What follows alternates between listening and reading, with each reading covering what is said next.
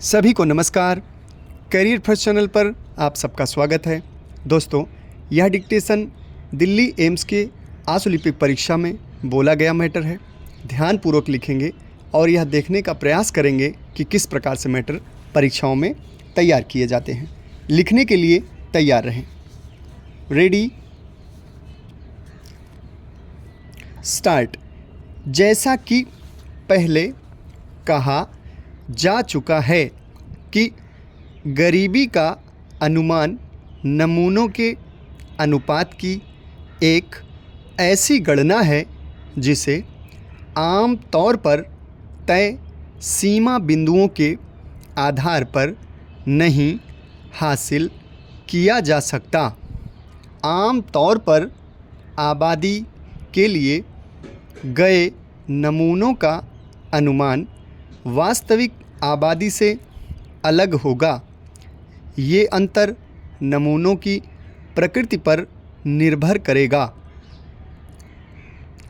आप कह सकते हैं गरीबों की धड़कन सुनने वाले गांधी के इस देश में हमें एडम स्मिथ का रुख करने की ज़रूरत नहीं है। आज़ादी के बाद देश पर राज करने वाली सभी पार्टियों की सबसे पहली प्राथमिकता विकास के रास्ते पर चलते हुए लोगों को ज़्यादा से ज़्यादा रोज़गार मुहैया करवाना रहा है। सब हाथों में काम देकर ही देश की विशाल आबादी को गरीबी के अभिशाप से आज़ादी दिलाई जा सकती है। मगर क्या हम इस मकसद में कामयाब रहे हैं या इसे पाने के करीब पहुँचे हैं?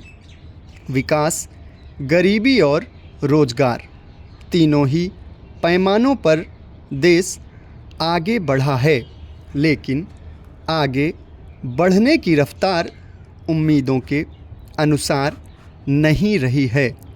लगभग हमारे साथ ही शुरुआत करने वाले दक्षिण कोरिया और चीन जैसे देश शुरुआती दौर में भारत से पीछे होने के बावजूद आज आगे निकल चुके हैं।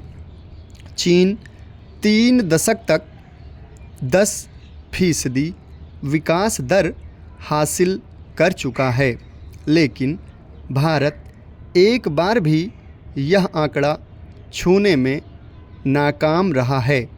जैसा कि माननीय प्रधानमंत्री ने कई बार दोहराया है, देश की विशाल आबादी को गरीबी और बेरोजगारी से बाहर निकालने के लिए 10% की विकास दर जरूरी है।